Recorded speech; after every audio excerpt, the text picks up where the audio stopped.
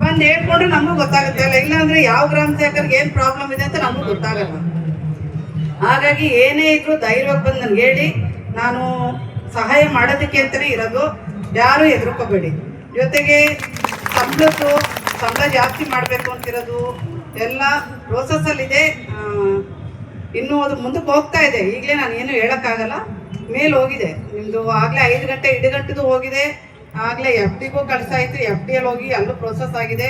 Salary ಜಾಸ್ತಿ ಮಾಡೋಕ್ಕೂ ಕಡಿತಾ ಹೋಗಿದೆ, ಅದು ಮೇಲಧಿಕಾರಿಗಳ ಹಂತದಲ್ಲಿ ಇದೆ. ಸದ್ಯದಲ್ಲಿ ಅದು ಆಗಬಹುದು, ಒಳ್ಳೇದು ಅಂತ ಹೇಳಿ ನಾನು ಇದು ಮಾಡ್ತೇನೆ. ನನ್ನ ಹಂತದಲ್ಲಿ ಏನೇನು ಆಗಬೇಕು ನಾನೆಲ್ಲ ಮಾಡಿದ್ದೀನಿ. ನೀವೆಲ್ಲ ನನ್ನ ಮಕ್ಕಳಿದ್ದಾಗೆ, ನನಗೆ ಅವರು ಇವರು ಅನ್ನೋ ಭೇದ ಭಾವ ಇಲ್ಲ. ಮೇಡಮ್ ಅವ್ರಿಗೆ ಧನ್ಯವಾದ. ನಾನು ನಿಮ್ಮ ಕುಟುಂಬದಲ್ಲಿ ಹಿರಿಯಮ್ಮ, ನೀವು ತಲೆ ಕೆಡಿಸ್ಕೋಬೇಡ್ರಿ.